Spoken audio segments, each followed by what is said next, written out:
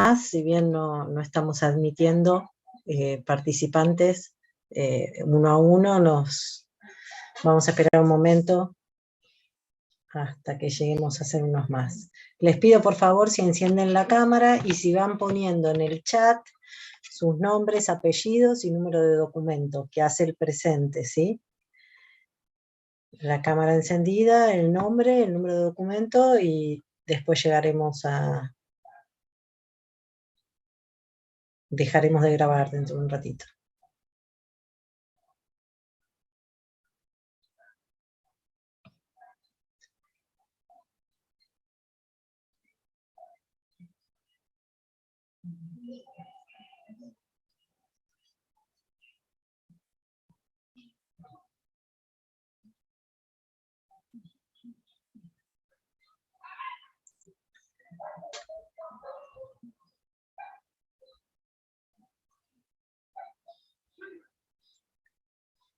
Bueno, vamos, si quieren habilitar el micrófono cuando van hablando. Hasta ahora vimos, bueno, la primera clase conmigo presencial, la primera y la segunda, que vimos conmigo, bueno, clasificación de los procesos, principios procesales, expediente electrónico, y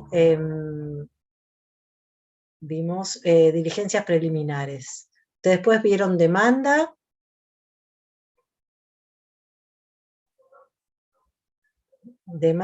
y notificación de la demanda, ¿no?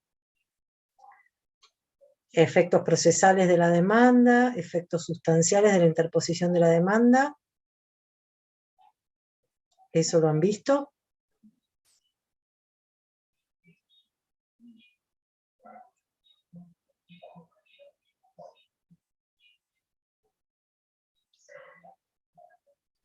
No sé Profe, si lo último que vimos fue postura del demandado con la otra clase. Está bien. ¿Y qué vieron del demandado? ¿Vieron rebeldía? ¿O no? Dentro de esas posturas. Rebeldía, sí lo vimos. ¿Y qué más vieron? Contestar demanda, pero no vieron contestación de la demanda, ¿no? Hola, profesora. Vimos toda la parte del que demanda, pero no la contestación del demandado. Llegamos hasta lo que era rebeldía y no llegamos a ver nada más. Perfecto. Bueno.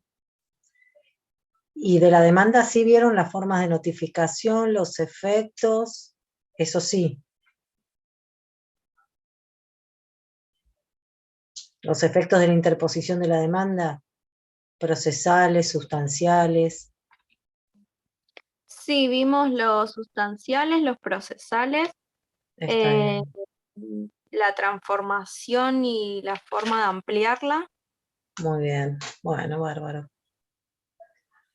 Bueno, y entonces, sí. En la bilateral vimos un poco de prueba documental.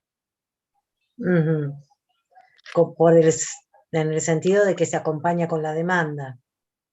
Sí. Perfecto. La citación del demandado y un poco de plazo. Hablamos de la cédula penal, la cédula electrónica y el plazo de gracia. La cédula penal, no. Papel, perdón. En papel, sí.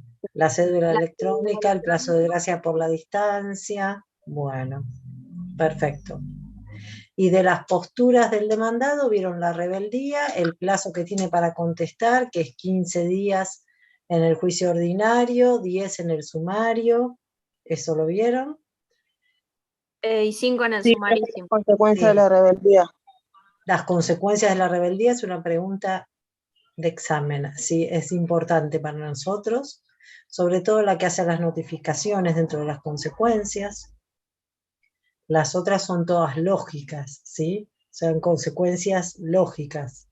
Lo que yo les decía, si ustedes se paran en el proceso y miran para atrás o para adelante, digamos, ¿qué hago ahora? Bueno, ¿cuál es la consecuencia lógica? Si no se presentó y no contestó demanda, perdió el derecho a contestarla, ¿no? Es una consecuencia lógica. No se retrotraen para atrás los actos, ¿sí? Y tiene, bueno, algunas sanciones, ¿sí? Más. Bueno, está más o menos la mitad, pero ya van 5 minutos, así que vamos a empezar con la clase propiamente dicha, digamos. Igual pueden ir ingresando. Hasta ahora les aviso, cuando el Zoom se corte a los 40 minutos, tal vez hagamos unos minutitos de descanso o nos volvemos a conectar, ¿sí? Y se vuelven a conectar a al mismo aula que yo voy a estar para el segundo Zoom, digamos, porque con 40 minutos no llegamos a equiparar la clase, ¿sí? Así que van a ser al menos 2. Si después tienen muchas preguntas, hacemos alguna más, ¿sí? Vamos a ver cuando veían la postura del demandado, dijeron que tenían los plazos. ¿Ven la pantalla que estoy compartiendo? Sí, sí, se ve. Perfecto. Dijeron que tenían, digamos, qué posibilidades tiene, ¿no?, el demandado para su defensa. Una era no contestar, no presentarse y, bueno, pierde el derecho a ofrecer prueba, a dar su versión de los hechos. Vamos a ver alguna consecuencia más que tiene. Esa es una de las posturas y la posibilidad de ser declarado rebelde. Otra de las posturas que puede tener el demandado cuando le llega la notificación de la demanda es, en efecto, ejercer su derecho de defensa, ¿sí? Presentarse y, antes de contestar la demanda, antes o junto con la contestación de la demanda, tiene el derecho a oponer excepciones. Las excepciones, bueno, es un modo de defensa, es una forma de decirle al juez, antes de resolver y de procesar todo este juicio, resuelva esta cuestión como defensa. Es excepcional, no es, digamos, lo regular. Lo regular es defenderse, contestar demanda y ofrecer prueba. Yo, para determinados puntos que tiene previsto el código, solamente para esos puntos que tiene previsto el código, esos temas, yo puedo presentarlos antes como una excepción, porque no es lo regular, como una excepción, y que se resuelva eso antes de continuar con todo un proceso que nos llevará costos, tiempos, bueno, malos momentos y demás, todo lo que implica un proceso. Entonces, mediante este acto procesal yo requiero que se desestime la pretensión del actor por algo, ¿sí? Solamente lo puedo hacer por alguna de las excepciones que están en el código, ¿sí? Dentro de las excepciones, nosotros tenemos dos grandes tipos de excepciones, ¿sí? Dos clasificaciones. Las excepciones pueden ser dilatorias o perentorias, ¿sí? Las excepciones dilatorias van a ser aquellas que van a extender el proceso, ¿sí? Dilatarlo, extenderlo en el tiempo hasta que se resuelva esa cuestión, no se continúa con el resto del proceso. Para oponer excepciones, yo tengo un plazo de 10 días, de hasta 10 días. Las excepciones se pueden oponer en un escrito o en el escrito de contestación de demanda como primer punto, ¿sí? Plantearlo como un punto aparte. ¿Por qué? Porque yo tengo hasta 10 días para contestar la demanda. Los plazos son hasta. Yo puedo contestar demanda y plantear las excepciones todo junto, en el día 9, si quiero. No tengo por qué contestar en el día 15 la contestación de demanda y en el día 10, con un escrito anterior, presentar la excepción, hablando de un ordinario que tiene 15 días para contestar demanda. También puedo, en el contestar demanda, digamos, y contestarlas y plantear la excepción, lo que aparte, lo que no puedo nunca es excederme del plazo de hasta 10 días de notificado para oponer excepciones. Las excepciones no proceden en el sumarísimo, solamente en el juicio ordinario y sumario. Doctora, ¿le puedo hacer una pregunta? Sí. Nosotros tenemos 10 días de plazo. Ahora, ¿qué pasa si la persona que es notificada se encuentra fuera del país? En el ordinario, digo. No, vos tenés la extensión, es para contestar demanda, está prevista, como extensión del plazo, no para cada acto procesal. La extensión del plazo que vieron con el doctor Cataño dio con ustedes, la clase creo, bueno, es una extensión del plazo para contestar demanda, no para todos los actos procesales que esa persona tenga que realizar. La excepción no está prevista, por lo tanto tendría que contestarla dentro de los 10 días, ¿sí? Perfecto, gracias. Profe, ¿cómo dijo que solo están dentro de las dilatorias lo que sería ordinario y... No, de las dilatorias no, de todas las excepciones. Ah. Solamente se puede oponer excepciones en los juicios ordinario y sumario. El sumarísimo, ¿se acuerdan que cuando vimos clasificación de los procesos dijimos que era el proceso más breve, que la redacción era equivalente a la del amparo y que en general se planteaba el amparo, pero que se utilizaba el tipo de proceso para aquellas cuestiones rapidísimas y urgentes que el juez quisiera tramitar o que le diera ese trámite. Por eso tenemos 5 días para contestar demanda, tenemos 5 días para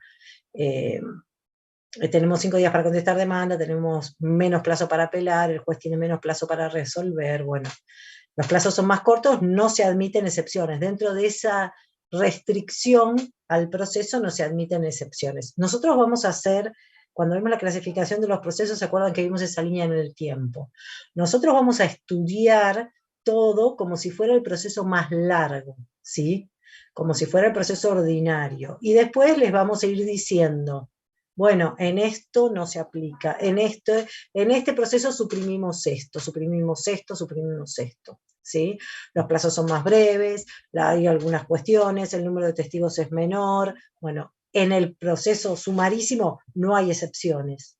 Es otra de las cuestiones que suprimimos para hacer más rápido el proceso. Cuando veamos los procesos de ejecución, al final, en el segundo cuatrimestre, que eran, ¿se acuerdan?, los que empezaban a partir del dictado de la sentencia o con un título que la ley equipara a una sentencia, porque no se le va a rever la causa, el pagaré, cheque. En esos procesos las excepciones son menores aún. O sea, yo puedo solo oponer excepciones y menos todavía de las que me habilita ahora el código para el proceso ordinario y sumario, que son, digamos, los más extensos de conocimiento y los más profundos. Entonces tengo solo estas excepciones las que están por ley, yo no puedo inventar una excepción, ¿sí? Decir, bueno, planteo la excepción de tal cosa, porque a mí me parece, no, son solo por ley. Si el resto de las cuestiones que tengo que plantear no entran en una excepción, la tendré mi defensa que enfocar en la contestación de demanda sin plantear excepciones. Digamos.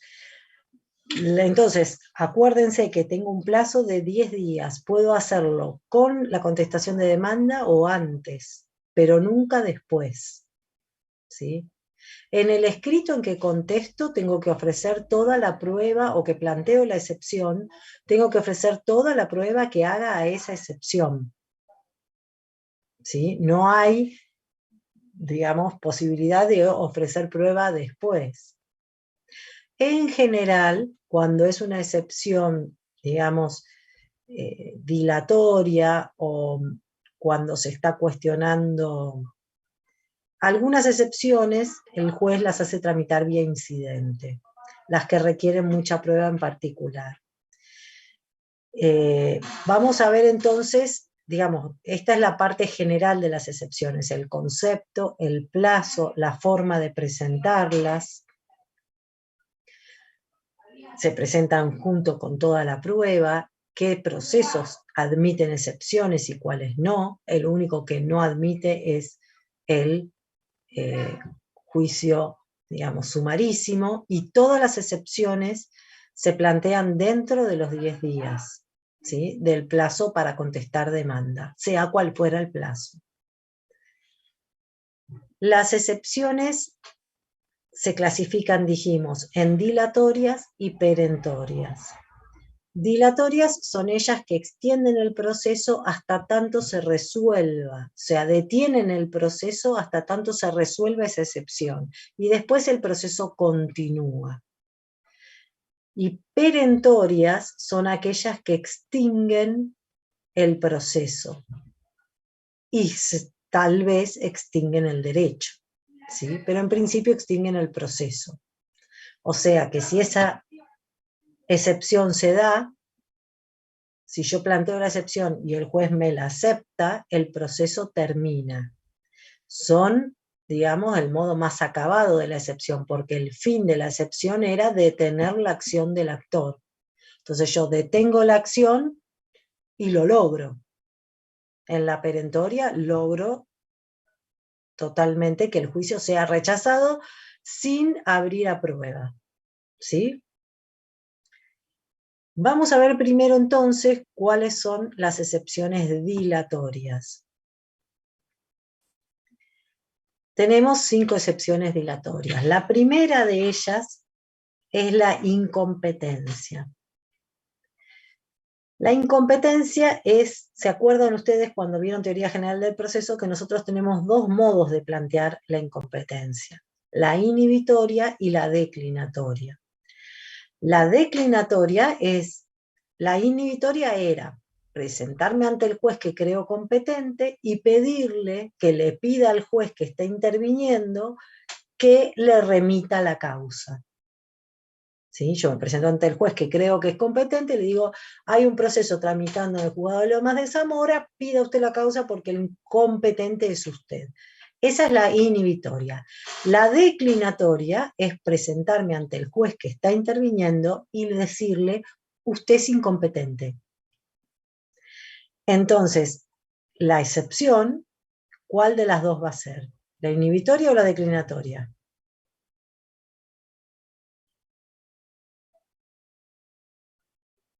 La declinatoria.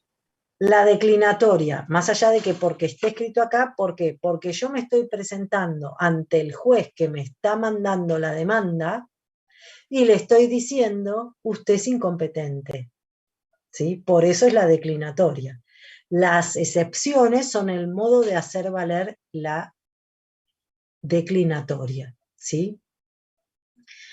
Los jueces pueden declararse incompetentes en cualquier momento y de oficio, cuando lo consideran que resultan incompetentes, o porque se creó un nuevo tribunal que toma esa competencia, o porque entienden que la cuestión derivó en materia ajena a su competencia, porque cuando lee la demanda ve que ingresa algún tercero demandado o lo que fuera, que tiene que ha perdido su competencia, lo puede hacer en cualquier momento.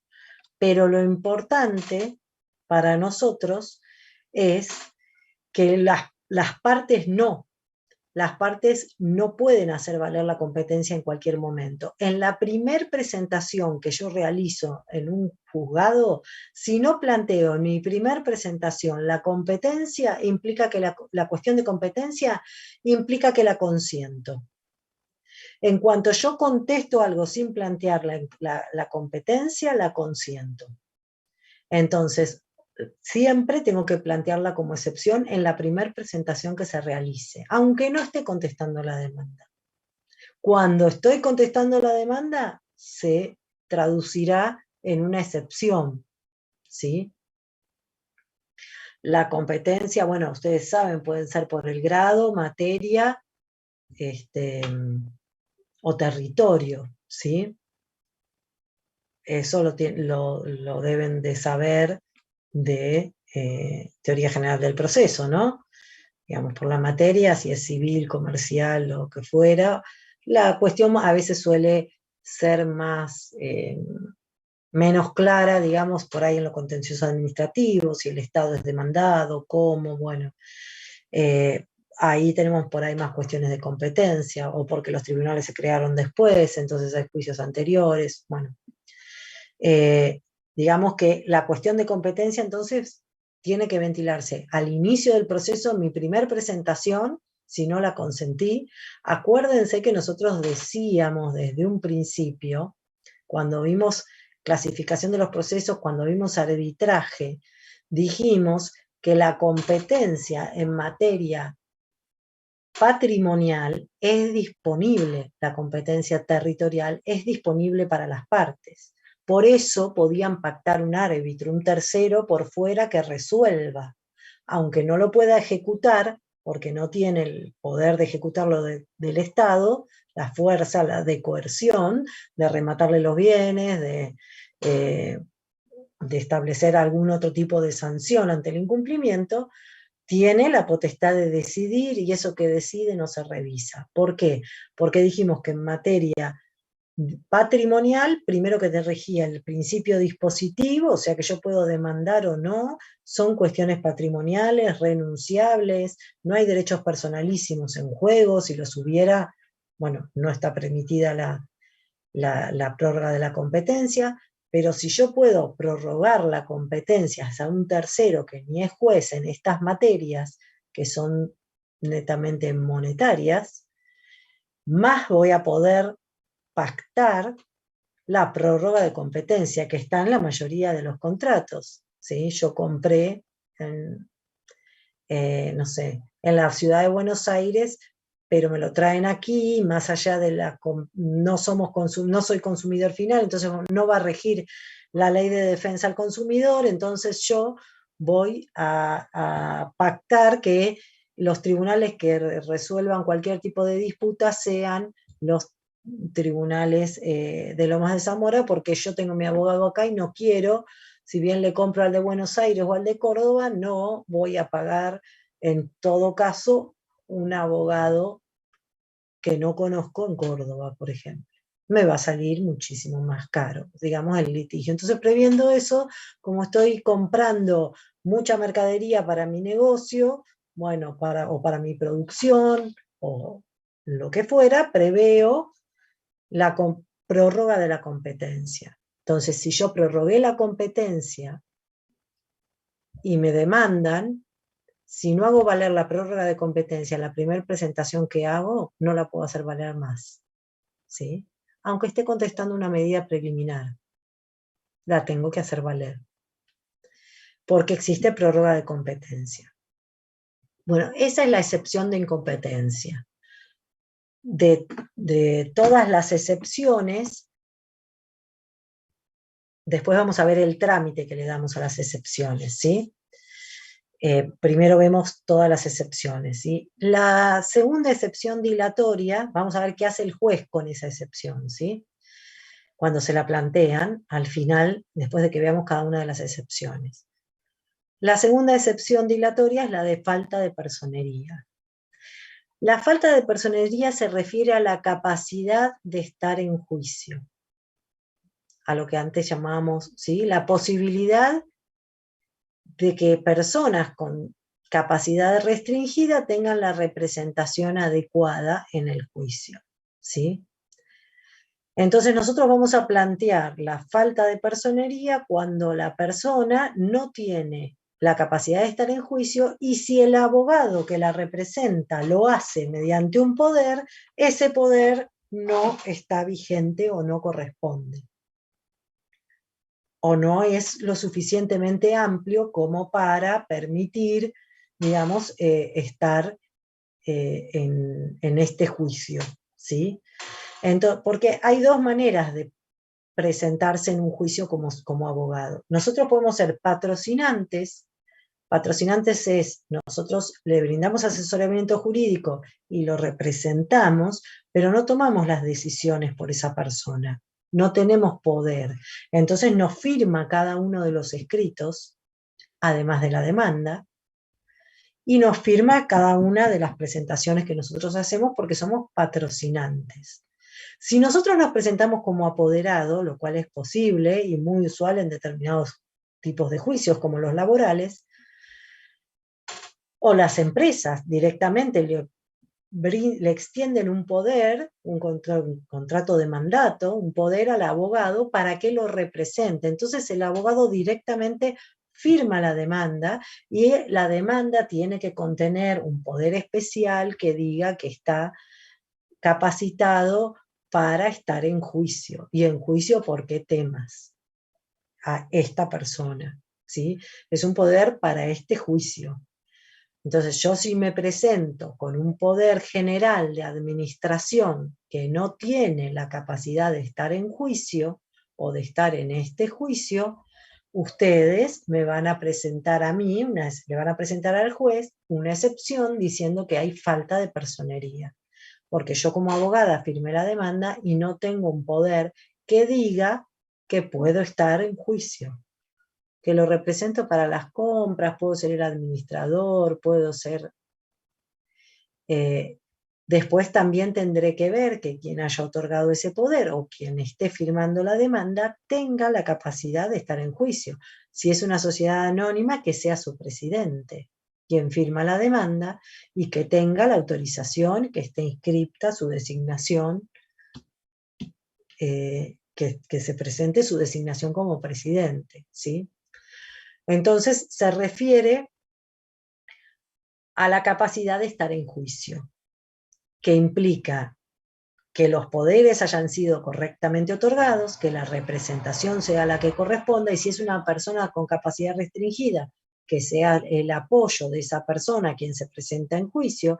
El apoyo es la persona designada en el juicio de capacidad, donde se dice, esta persona no puede realizar estos actos, por eso va a necesitar para estos actos la asistencia de fulanito de tal, que es un familiar, una persona que se presentó en el juicio de capacidad y que se presentó como apoyo, se hicieron, digamos, informes ambientales, se tomaron declaraciones testimoniales de que esa persona es una persona responsable que se dedica al cuidado de la persona con discapacidad. Bueno, si es un menor de edad, que sean sus padres quienes firman la demanda, ¿sí? Porque lo representan. Acá tenemos un último punto que dice ver representación necesaria del artículo 48. Cuando nosotros no tenemos la personería acreditada, oponemos la falta de personería. El juez le va a dar traslado a la otra parte y la otra parte va a contestar. Tiene 5 días para acreditar, digamos, la personería como corresponde, o pedir un plazo, una prórroga, hasta que pueda, digamos, hacer una asamblea y designar al presidente, no sé, o renovar los mandatos, digamos. Lo que fuera que necesita para regularizar ese poder. También el artículo 48 prevé que en un caso de emergencia yo puedo contestar demanda, o puedo presentar la demanda porque va a prescribir en 48, en 4 o 5 días, y no se llega a hacer una asamblea para designar al presidente, renovar los mandatos, o lo que fuera, que sea necesario para el poder, entonces yo puedo, digamos, y tengo un plazo que prevé el artículo 48 para que la otra parte, la parte, digamos, que tiene el derecho, o sea, yo como abogado firmo la demanda invocando este artículo, no presento el poder, y tengo un plazo de 60 días para presentar el poder, ratificar toda mi actuación y presentar, digamos, el poder que corresponde, o que la persona directamente ratifique con un escrito todas mis presentaciones. Si no presentara, digamos, si no ratificara mi actuación como abogado, yo abogado voy a correr con las costas, es decir, voy a tener que pagar el juicio. Por eso nosotros, por ejemplo, en la defensa pública, nunca utilizamos el artículo 48.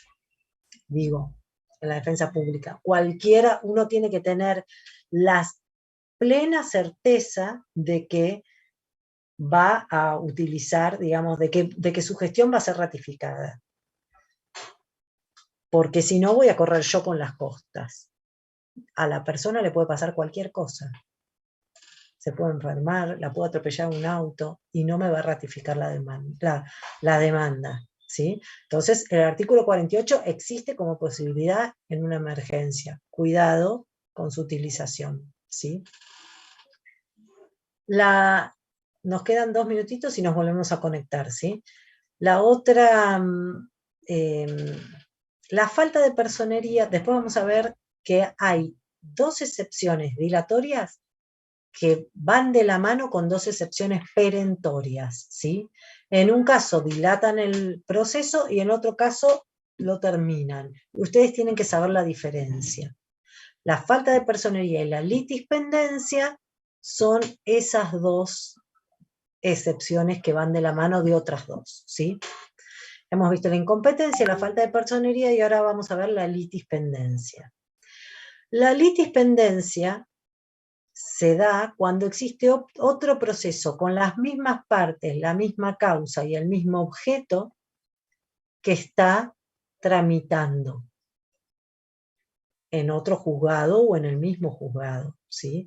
Pero existen un proceso, las mismas causas, las mismas partes y el mismo objeto. ¿Cuáles son los requisitos para que exista litispendencia?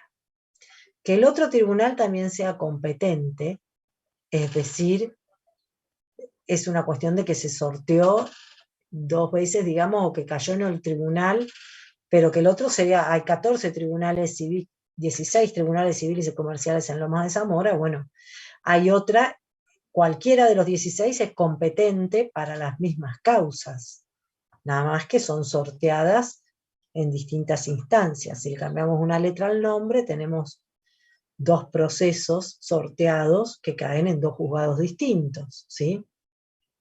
El primer requisito es que el otro tribunal también sea competente. No procede la litispendencia cuando se decretó la caducidad de instancia o se planteó la incompetencia, ¿sí? ¿Por qué? Porque lo va a reenviar al otro juzgado. La demanda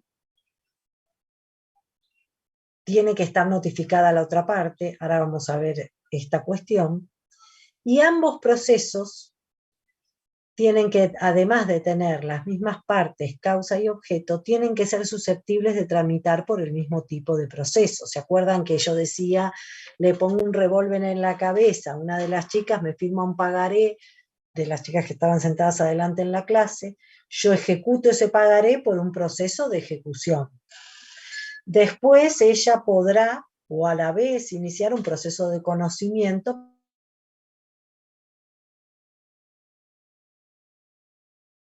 Lo que uno dijo y lo que dijo el otro, después ya, como no se puede, por el principio de preclusión, ampliar la demanda, ni se puede introducir cuestiones que no hayan sido ya introducidas al contestar o al plantear la demanda o al contestar y reconvenir la demanda, después vamos a ver qué es eso, como ya está cerrado el tema, ahí está trabada la litis, el juez solo puede fallar respecto de eso.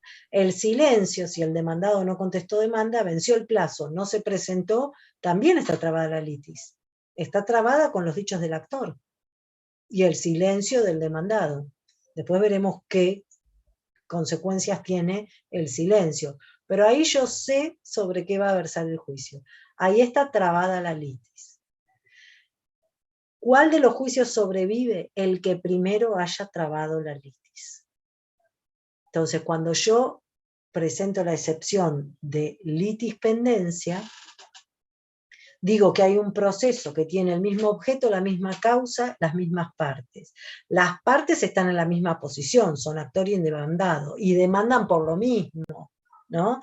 Pues nosotros podemos tener en contra 2 personas, 5 tipos de procesos diferentes. En uno le ejecuto pagaré, en otro le ejecuto un cobro de un alquiler, después él me demanda a mí por un accidente que tuvo en una casa que habita en la misma casa del alquiler, pero es un accidente que tuvo, porque dice que yo tenía en muy malas condiciones cosas que deberían estar bien, entonces me hace un daños y perjuicios porque se quebró Bueno, tengo distintos tipos de procesos, pero estamos en distintas posiciones. En uno yo soy actor, en el otro demandado, uno es por un cobro, el otro es por un accidente, ¿sí?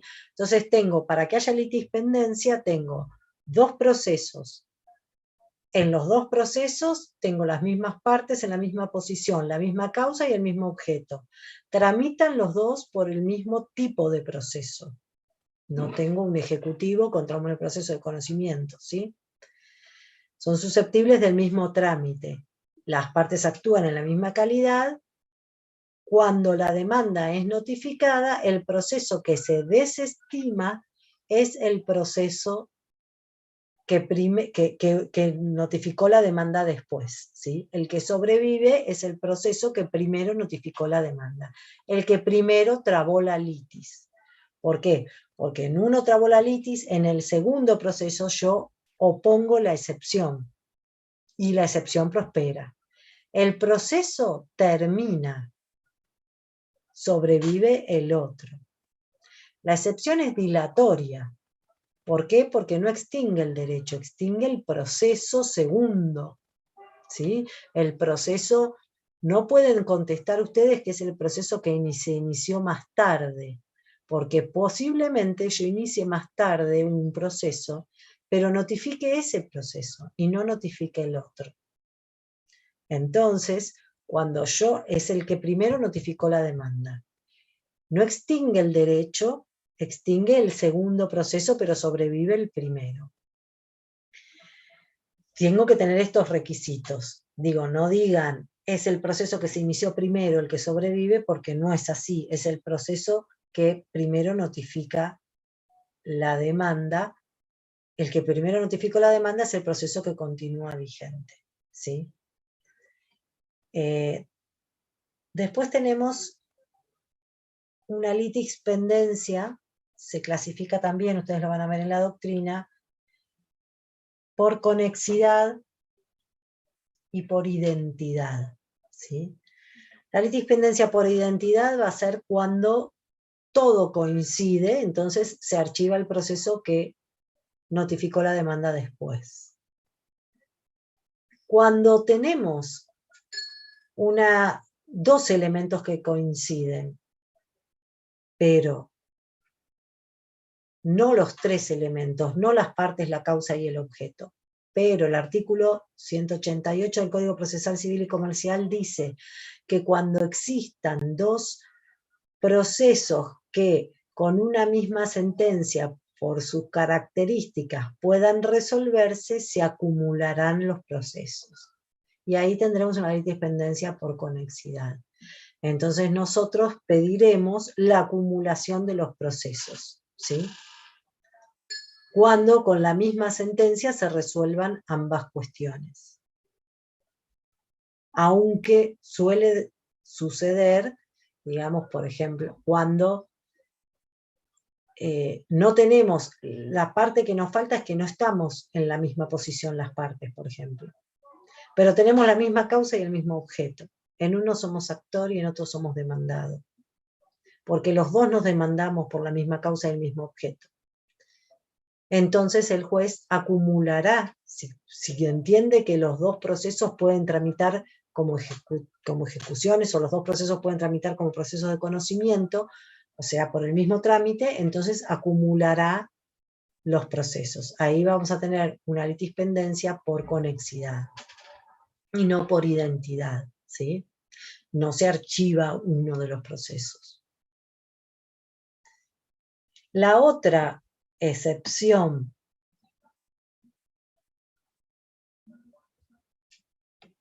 dilatoria que tenemos es la de defecto legal. Son las menos frecuentes, las últimas dos que vamos a ver, y menos importantes, ¿sí?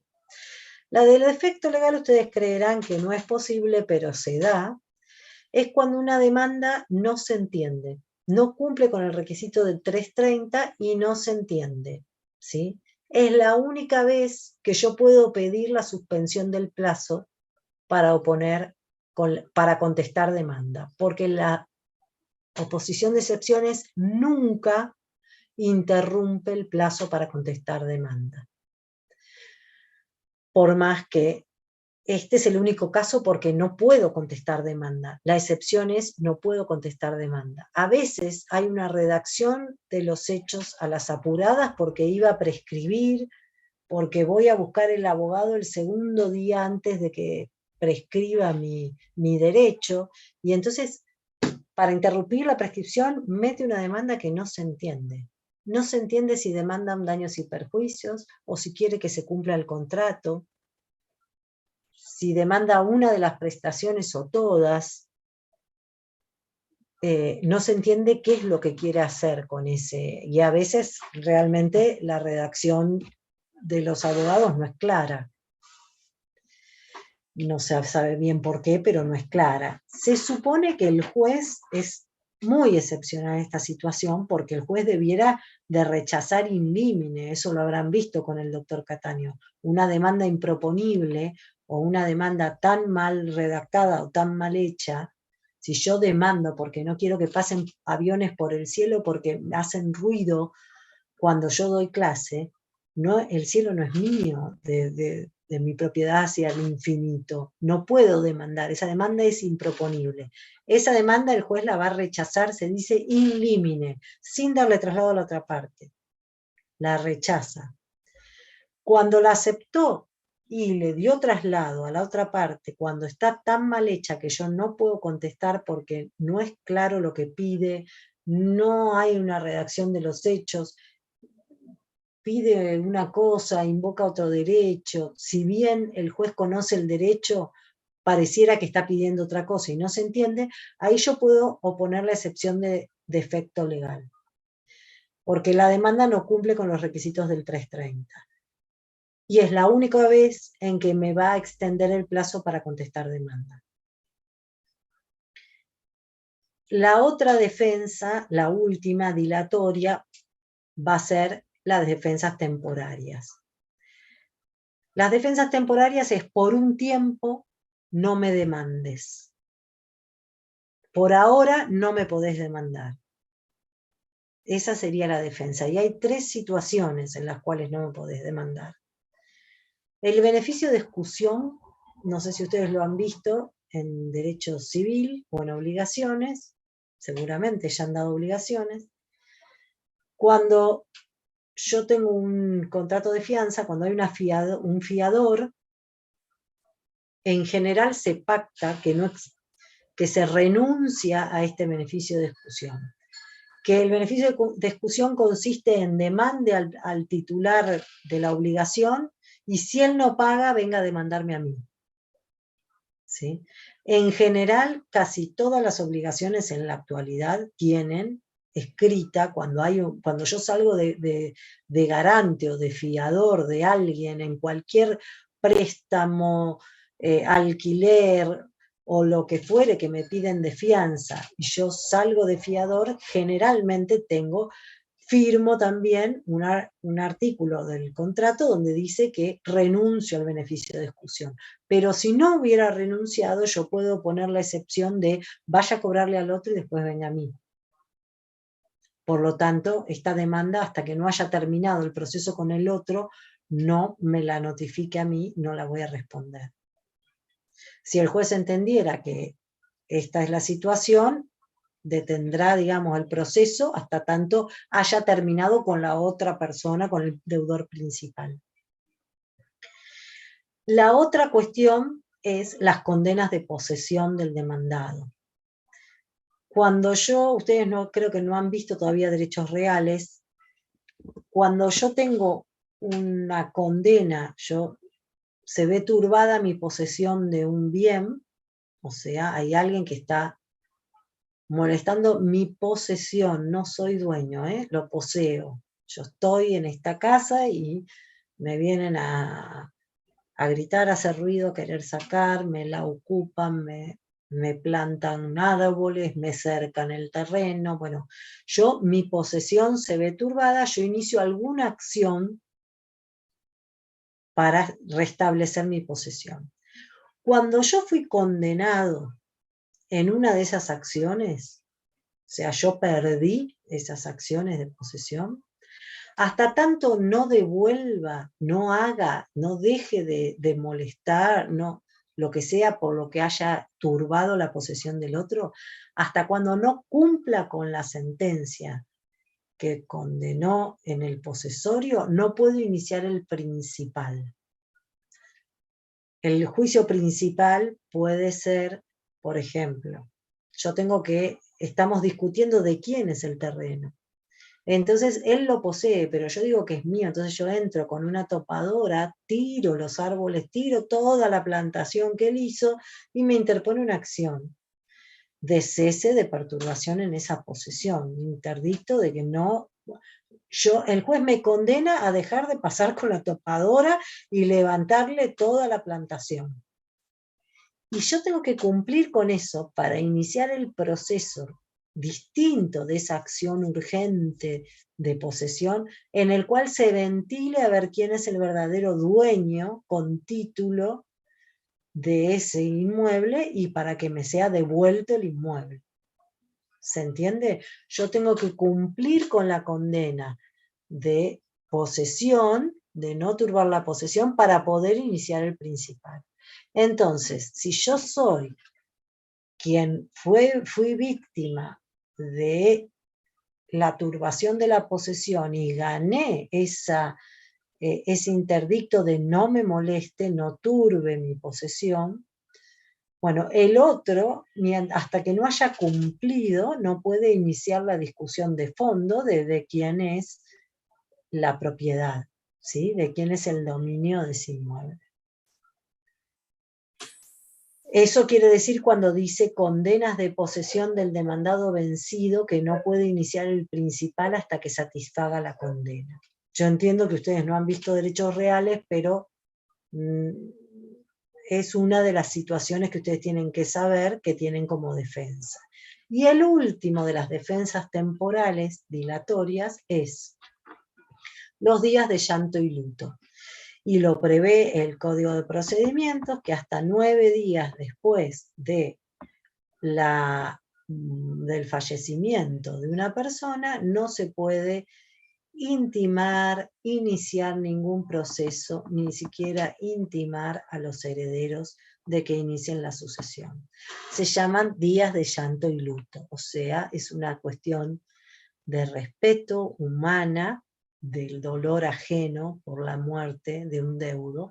No se puede al día siguiente mandarle una carta de documento, pagar lo que tu papá dejó como deuda, ¿sí? Ni siquiera, digamos, lo prevé como una de las defensas temporarias. Dijimos que estas defensas, que estas excepciones dilatorias iban a dilatar el proceso hasta tanto se cumpla con lo que disponga el juez respecto de esta excepción.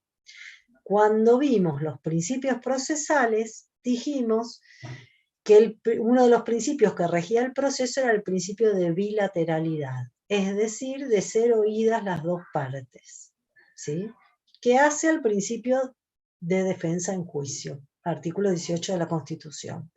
Entonces, me van a dar traslado de la demanda, voy a tener 10 días para oponer estas excepciones dilatorias. El juez, cuando recibe la excepción, con todo el escrito con la excepción, con toda la prueba que hace a la excepción, no que hace a mi derecho, ¿sí?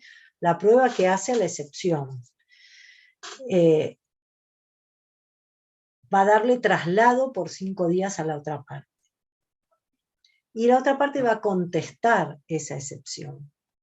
El actor va a contestarla dentro de los 5 días. Pedirá plazo para cumplir lo que fuere, aclarará en la de defecto legal qué es lo que quiere, corregirá su demanda.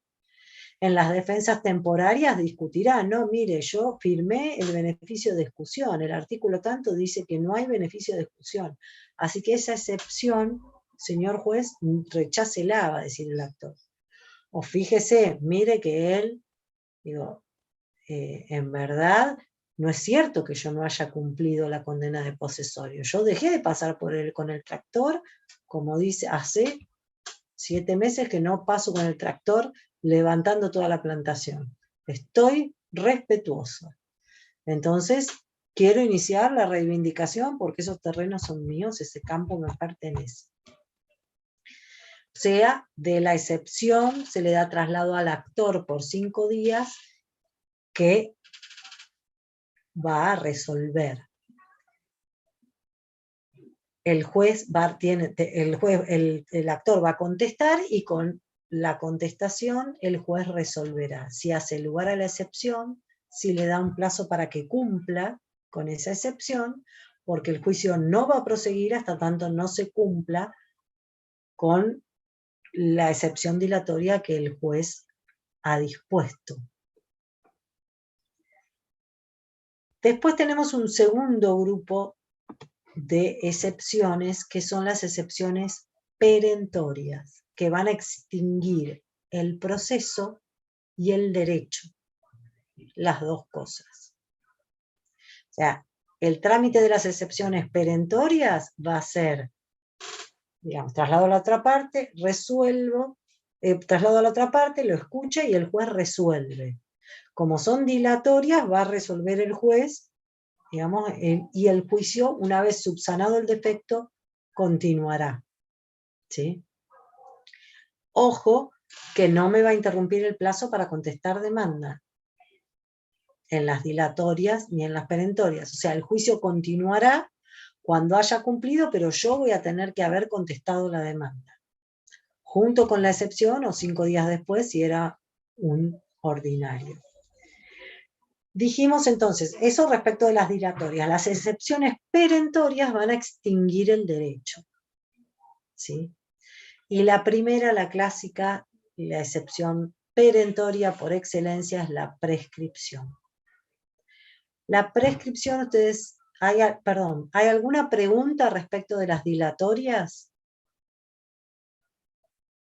Para no irnos en el tiempo y que después se mezcle todo. Profe, yo tengo una pregunta con la excepción dilatoria de incompetencia. Sí. No sé si yo me mezclé, pero ¿es lo mismo que la prórroga de competencia? No. La incompetencia es decir,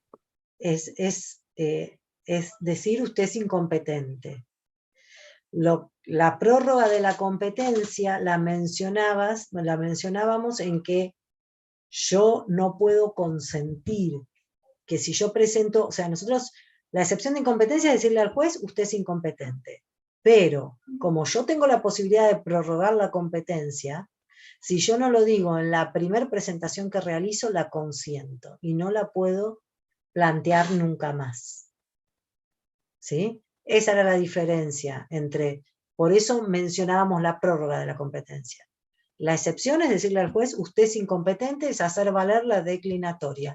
Decline su facultad de estar en este juicio porque usted es incompetente. Ahora, ojo, como nosotros tenemos que decirlo eso en la primera presentación que realicemos, porque si no lo hacemos, equivale a una prórroga, a consentirla. ¿Por qué? Porque existe la facultad de prorrogar la competencia. Entonces, es como si nosotros, bueno, se cayó, lo consintió. No protestó, lo consintió. ¿Y por qué se interpreta eso, se concluye eso? Porque existe la posibilidad de prorrogar la competencia. Y esa posibilidad sigue estando hasta el día que te inician el juicio. Si vos no lo protestaste, lo consentiste, ya está prorrogada. ¿Está? Está bien. Sí, ahora lo entendí. ¿Sí? Doctora, yo quería preguntarle con respecto a la dilatoria. No sé quién habla. Ernesto Espíndola. Ponga la cámara, ¿sí? Es que estoy en cama, doctora, no me siento bien. Bueno. Y quería que se vea eso, por eso. Siempre pongo la cámara, pero justamente hoy no lo puse por eso. Bueno, dígame. Cuando el que tiene la posesión hace una demanda de no hacer, que es en este caso lo que usted expuso recién. Sí, un interdicto. Lo que el demandado hace, la excepción que hace, ¿también es una reconvención o solamente excepción? No. Lo que yo les decía es que como excepción yo puedo decir que no cumplió en el otro juicio que está terminado, en ese juicio de no hacer respecto de los inmuebles respecto del derecho de dominio. Sí. No es que es una demanda de hacer o, no, o de no hacer. Es en las condenas de posesión respecto de los inmuebles, cuando yo ya fui condenado, tengo que cumplir para poder iniciar el juicio de fondo. Ah, genial. Tengo que dejar de molestar para poder iniciar la reivindicación, si es que era una condena de no hacer. O tengo que, digamos, una condena de hacer, tengo que dejar pasar el arroyo, ¿sí? Porque no fui condenada que el agua no puedo desviar más el arroyo. Entonces tengo que hacer algo, no es que no hacer. De hacer, de no hacer, bueno, de lo que fuera. No tengo que turbar más la posesión para iniciar el principal. Si no dejé de turbar la posesión, el demandado me va a decir, espere. Perfecto, doctora, muchas gracias. No, de nada. Dijimos entonces que la prescripción es la excepción perentoria por excelencia. La prescripción es la adquisición o extinción de los derechos por el paso del tiempo, ¿sí? Ustedes saben que, bueno, al final del Código Civil y Comercial y en cada uno de los institutos tenemos un plazo para ejercer los derechos. Pasado ese plazo, los derechos están, pero no pueden ejercerse, no pueden reclamarse judicialmente. La prescripción, entonces, nosotros la tenemos que oponer. El código anterior decía, el Código Civil y Comercial decía, en la primera presentación que realice, el viejo Código Civil. El nuevo Código Civil no lo dice exactamente así, lo que había generado también ríos de tinta en cuanto a que no... ¿Cuál era la primera presentación? Si yo no puse la prescripción cuando, por ejemplo, me presenté por una diligencia preliminar a verificar una prueba, bueno, si no la puedo oponer después en el plazo que corresponde, una vez notificada la demanda. Bueno, que sí, que no, eran excepcionales las veces que me presentaba antes de la demanda, pero existían. Ahora la prescripción se opone, digamos, como excepción dentro de los 10 días para contestar demanda. Nunca, nunca el juez puede disponer la prescripción de oficio. Los derechos están, no son exigibles. Si yo los exijo y la otra parte cumple, antes se hablaba de obligaciones naturales, ahora no. Si la otra parte cumple igual o no opone la excepción, el juez no puede por sí mismo resolver nada en relación a la prescripción. Ahora, como les decía, puede oponerse dentro del plazo para contestar demanda u oponer excepciones, según lo prevea cada código, porque así lo reza el artículo 2553 del Código Civil y Comercial. Fíjense que dice oponer excepciones o contestar demanda. En el caso está el Código Civil y Comercial reglando una materia procesal, ¿sí? Que no debiera. Pero, ¿por qué? Porque cada código tiene distintos plazos. En la provincia de Buenos Aires tenemos los juicios ordinarios donde tenemos 10 días para contestar, para oponer excepciones y 15 para contestar demanda. Y no puedo oponer la excepción de prescripción en el día 15, por más que el Código Civil diga que puede oponerse dentro del plazo para contestar demanda. ¿Por qué? Porque el Código Procesal de mi provincia me establece que tengo que hacerlo dentro de los 10 días. Y existe siempre toda una cuestión en materia procesal. Las provincias no delegaron la facultad de dictar códigos procesales en la nación. Y todo lo no delegado le pertenece a la provincia. Por tanto, tengo que contestar o poner la excepción dentro de los 10 días, dentro del plazo para contestar demanda. Acá hay una cuestión que vamos a ver también en otro instituto, dentro de las excepciones dilatorias, es que existen excepciones que pueden resolverse como de previo y especial pronunciamiento. ¿Esto qué quiere decir?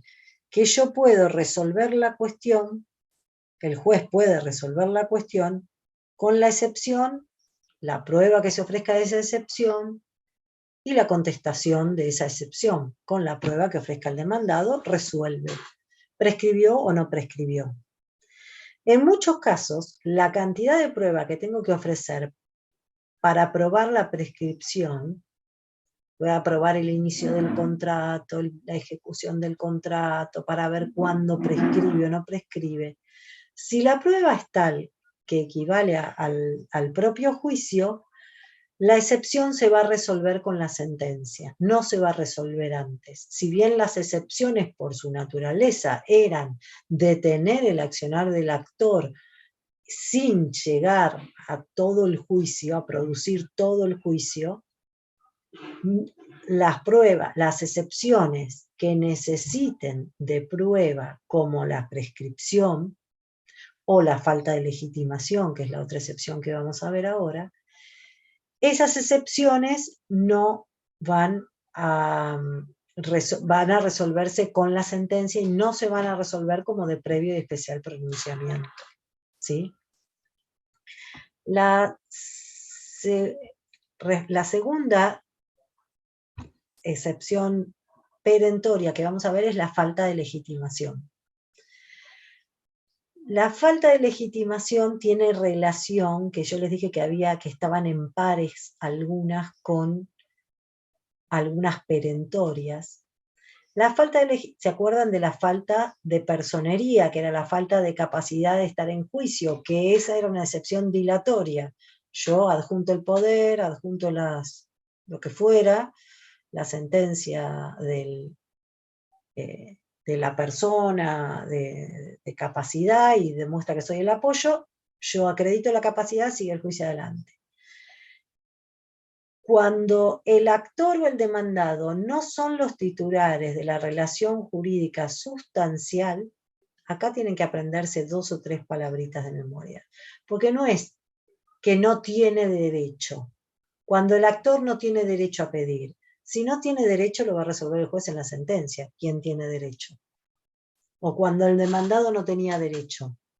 No, es cuando no soy el que tiene que demandar o el que tiene que ser demandado según esta relación jurídica. ¿Sí? No soy yo el dueño del auto que manejaban cuando hicieron el accidente. Así que no me pidan a mí, yo hice la transferencia. No voy a ser responsable objetivamente por ser titular del vehículo cuando no lo soy. Hay una falta de legitimación, no soy la persona a quien hay que demandar. Cuando la falta de legitimación es en el demandado, se dice que hay falta de legitimación pasiva.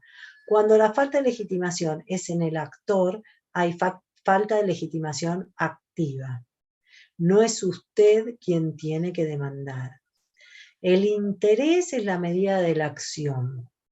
Entonces, esto ha dado ríos también de tinta jurídica con el interés, intereses difusos.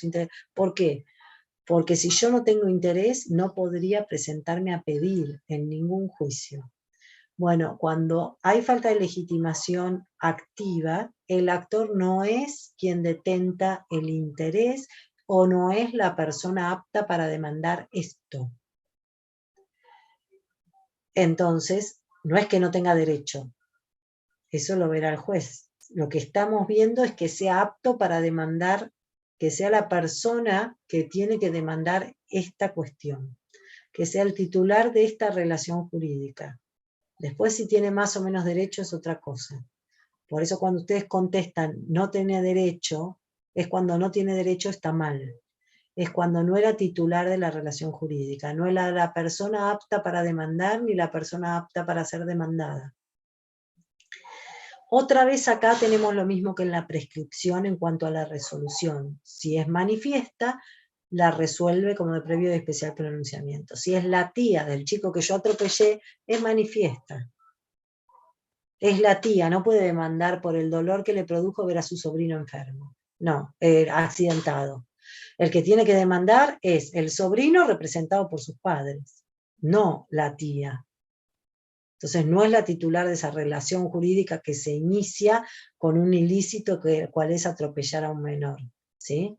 Entonces, si es manifiesta, que es la tía la que se presenta, el juez la va a resolver como de previo y especial pronunciamiento. Le da traslado a la otra parte contesta, el actor contesta, se resuelve. Si tiene que producir prueba para ver quién realmente es el titular de esa relación jurídica y qué rol juega cada una de las partes en esta relación jurídica para ver quién estaba legitimado a demandar o estaba legitimado para ser demandado, entonces lo va a resolver con la sentencia. Igual que la prescripción, cuando había que producir mucha prueba, la va a resolver con la sentencia. El juez le va a dar traslado de la excepción, le va a dar traslado de la demanda y va a resolver después, cuando dicte sentencia, va a dictar sentencia primero, va a decir, primero con relación a la excepción, la acepto o la descarto por tal cosa. Si dijo la descarto, después dictará sentencia. Si dijo la acepto, dirá, habiendo aceptado la excepción, deviene en abstracto dictar sentencia, ¿sí? También el juez podría rechazar la demanda in limine, como decíamos antes, cuando la prescripción, cuando la falta de legitimación es manifiesta. Entonces, la falta de legitimación no se la confundan con la falta de personería. Una es ser capaz y otra es ser el titular de la relación jurídica, ¿sí? Para estar en juicio, esa es la diferencia. En uno es perentoria, el juicio se termina, y en la otra subsano la falta y sigo, ¿sí? La otra excepción que dijimos que venía de la mano de otra dilatoria, que es la litispendencia, es la cosa juzgada. O sea, la dilatoria es la litispendencia, se acumula el proceso, si es por conexidad, o se desestima el proceso que trabó la litis en último término, y sobrevive el proceso que primero trabó la litis. La excepción perentoria sería la cosa juzgada. Cuando yo tengo, en lugar de un proceso, sentencia firme respecto de una pretensión por las mismas partes, la misma causa y el mismo objeto, igual de lo que veíamos en la litispendencia, o porque su accesoriedad, continencia o subsidiariedad ha sido considerada en la sentencia, entonces yo puedo plantear la cosa juzgada y decir, este juicio es idéntico al otro, non bis in idem, el mismo principio que en derecho penal, rige en el derecho civil también, no puedo ser juzgado 2 veces por lo mismo, no puedo ser demandado 2 veces por lo mismo, seguridad jurídica, derechos constitucionales, garantías constitucionales de todas las personas, habitantes de este país. Bueno, el proceso va a ser perimido, va a concluir y va a terminar. ¿Por qué? Porque hay cosa juzgada. El juez puede disponer, puede decretar la cosa juzgada yo la voy a oponer como excepción, pero si no la pongo como excepción, el juez en cualquier momento de oficio, al contrario de lo que veíamos para la prescripción, en cualquier momento de oficio puede disponer de que tomar conocimiento de que existe cosa juzgada y clausurar el proceso. Y la última de las acciones, de las excepciones perentorias, son la transacción, conciliación o desistimiento del derecho, que son también modos anormales de terminación del proceso, y los vamos a ver bien cuando veamos modos anormales de terminación del proceso. Pero si yo obtuve una sentencia, cosa juzgada, o terminé el proceso con un acuerdo, o que el otro desistió del proceso, de los derechos, no del proceso, sino del derecho que contenía ese proceso, entonces se presenta un acuerdo, se pide la homologación de ese acuerdo, o el juez avala ese desistimiento. En general yo desisto cuando transé, cuando hice algún acuerdo con el otro extrajudicial y presento a homologar el acuerdo que llegamos para terminar el juicio, ¿sí? Cuando yo terminé el proceso por transacción de conciliación o desistimiento y me vuelven a demandar, puedo oponer ese acuerdo, ¿sí? Queda un minuto, volvemos a entrar y vemos las preguntas que tengan o lo que sea y los saludos, si no, pero quiero terminar esto, por si no llego. Los modos anormales, la transacción es las concesiones recíprocas que se hacen las partes sobre acciones litigiosas. Es decir, va a haber una transacción sobre lo que está en juicio, o lo que está en otro juicio, pero lo que ya está planteado. La conciliación es un acuerdo extrajudicial entre las partes, de lo que fuera. Y el desistimiento puede ser de la acción o del derecho. Si yo desisto de la acción, puedo iniciar otro proceso. Si desisto del derecho, no puedo iniciar ningún otro tipo de proceso. Es evidente que ha habido algún acuerdo y que no hay ningún otro proceso que yo pueda iniciar. Esto puede darse en cualquier momento antes de la sentencia y yo tendré que presentarlo y pedir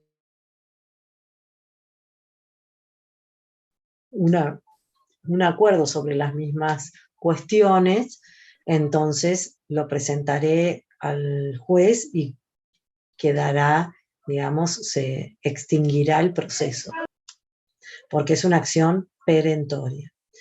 No sé si tienen alguna pregunta hasta aquí, terminamos con excepciones. Los escucho.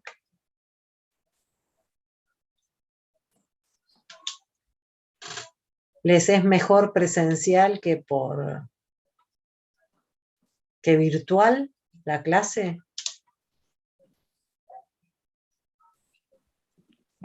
Profe, yo quería hacer una pregunta con respecto a Sí. de previo y especial pronunciamiento. Eso es con referencia a cuando hay prueba, ¿no?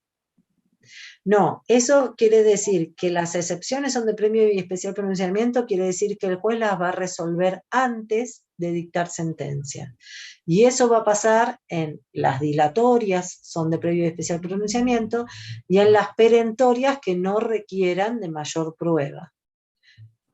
Las que son manifiestas, decimos, no, la prescripción y la falta de legitimación para obrar, cuando son manifiestas, o sea, cuando se ve, el juez la puede resolver de previo y especial pronunciamiento. Si no son manifiestas, o sea, si tiene que recibir mucha prueba, esas dos, que son las más complejas, porque van a terminar con el derecho, esas dos excepciones pueden ser de previo especial pronunciamiento o pueden resolverse con la sentencia. Gracias, Acá profe. me preguntan si son apelables las excepciones perentorias si es que hay sentencia. Por supuesto, lo que es apelable no es la excepción. Lo que es apelable es la sentencia que resuelve la excepción. Las de las perentorias y las de las dilatorias, ¿sí? Si a mí me van a dilatar el proceso hasta que no cumpla y me piden de cumplimiento algo que yo considero imposible, por supuesto que puedo apelar. Lo que voy a apelar es la resolución de la excepción, ¿sí? Así se dice o se pregunta. Cada vez que el juez resuelve, yo tengo recursos contra lo que resuelve. Durante todo el proceso, lo vamos a ver eso en la segunda etapa, pero sí es apelable. ¿Alguna otra pregunta más? Bueno, contéstenme la mía, si no, de si les es mejor virtual o presencial. Para mí es mejor presencial. Para mí Para mí también es mejor presencial. Presencial es mejor. ¿Sí? Bueno, porque veo que son pocos en relación a los que estábamos en clase. Igual dicen que el otro aula está lleno con 100. Ah, entonces se fueron al otro aula. Pero yo puse... Yo me confundí, estaba en el otro aula. Vamos a hacer más. Ah, Pensé que íbamos a hacer más acá ahora. Al ser virtual y estar en la casa. yo puse 16, puse aula 16 y la doctora Filipello puso aula 18, como habíamos conversado cuando estuvimos en clase, tratar de más o menos lo que se pueda seguir con los mismos para, qué sé yo, para que tengan un poco más de... Igual supongo que será esta primer semestre, digamos. La segunda mitad ya aparentemente va a ser todo presencial. Acá preguntan si hay temas de la unidad 4 que quedaron. Sí. Nosotros dijimos de hoy solo tratar excepciones para emparejarnos con el resto de las comisiones. Porque además, bueno, no nos dan los tiempos y los otros venían un poco más atrasados. Pero sí, falta contestación de demanda, reconvención, falta bastante. Y como son siempre distintos profesores rotando en todo, entonces nunca sabemos, queremos ir parejos para que el otro no se pierda, sí. Yo estaba en el otro aula y no sé si yo di el presente en el otro aula. Está bien. La primera parte la va a tener grabada la doctora Filipello. Lo que yo les pido es que traten de ubicarse en el aula que les toca, porque bueno, ustedes son 20 y pico, pueden hacer preguntas todos, ellos ninguno, nada, ¿sí? Está bien, pero bueno, ¿me quedó presente o no? Sí, porque debe estar grabado allá. Perfecto, bueno, gracias. ¿Los parciales van a ser orales? No sabemos todavía, eso lo tiene que disponer el jefe de cátedra. No lo sabemos, depende cómo esté la disposición también de la facultad, de aulas. Los parciales orales somos 5 profesores y son muchos alumnos, pero bueno, nos llevan también más clases. Eso lo tiene que definir el doctor Rabino. Porque hay un Una cronograma. Sí, eso iba a preguntar, perdona a la compañera que le interrumpí, Sí. pero hay 3 fechas de primer parcial, por eso quería consultar eso. ¿Nos van a ir por apellido? ¿Cómo va a ser? En general, antes iban por comisión, pero como ahora las comisiones no están armadas por esto de que vamos de un modo y de otro y qué sé yo, después sobre la fecha dirán seguramente por apellido. ¿Sí? De la A a la N, de la N a la R y de la R a la Z, una cosa así. Toman la lista y la dividen en 3. ¿Mm? Podría volver a explicar la excepción de prescripción que se me cerró la excepción de prescripción es una excepción perentoria. La prescripción es la pérdida o adquisición de derechos por el paso del tiempo. Si pasó el tiempo que tenía para reclamar, ustedes pueden oponer la prescripción, decirle al juez, este derecho que está exigiendo esta parte, el actor está prescripto. El juez valorará toda la prueba, le dará traslado a la otra parte contesta, valorará la prueba y resolverá. Si es manifiesta la prescripción, entonces lo resolverá como de previo y especial pronunciamiento. Si no es manifiesta, la resolverá cuando se haya producido toda la prueba, verá que realmente ha pasado el tiempo que prevé el código para ese tipo de obligación y en la sentencia la dará por prescripta. Nunca el juez de oficio va a disponer la prescripción si nosotros no la oponemos. ¿Sí? Profe, las excepciones son como las alternativas que tiene el demandado antes de que se lo considere rebelde, ¿no? Digamos. No. Las excepciones son unas defensas, alternativas o defensas que tiene el demandado antes o a la vez de contestar demanda.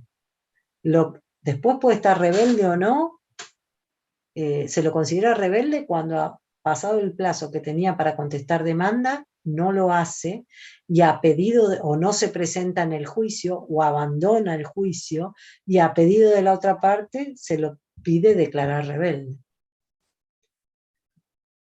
pero no es que las excepciones son el previo a quedar rebelde. No, las excepciones es una defensa anterior o a la vez para contestar demanda. Pero que para que no se produzca todo el juicio, tenemos una defensa que si procede, termina el juicio. Entonces la puedo oponer rápidamente y la puedo, digamos, oponer para no producir todo el juicio. Es una defensa la excepción. Después puede estar rebelde o Profe, no, pero puede contestar o no suponiendo demanda. profe, suponiendo que, perdón que le pregunte esto, pero Sí. suponiendo que uno puede pedir la excepción prescriptiva y La no lo prescripción. hace, y ya contestó la demanda, ¿ya perdió Sí. la posibilidad? Sí, Ok, muchas gracias. sí, perdió la posibilidad. Porque acuérdense que la prescripción es excepcional y no es que dice que no tenés derecho. Supónganse que en un accidente tengo 2 años para reclamar. Si yo reclamo al año tercero, no es que perdí perdí la posibilidad de reclamar, no perdí el derecho. Yo sigo accidentado, sigo con el daño sufrido, y tal vez la otra parte diga, bueno, algo le voy a pagar porque realmente yo me lo llevé puesto y le causé tantos daños, y me lo pague, o simplemente se olvide de poner la prescripción, y entonces tenga que continuar el proceso. No es que no tengo derecho, es que pasó el tiempo. Entonces, por eso es tan inflexible la ley en cuanto a la prescripción. La prescripción es una excepción, digamos.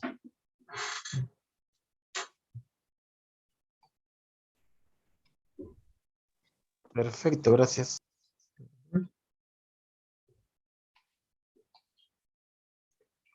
Bueno, ¿alguna pregunta más?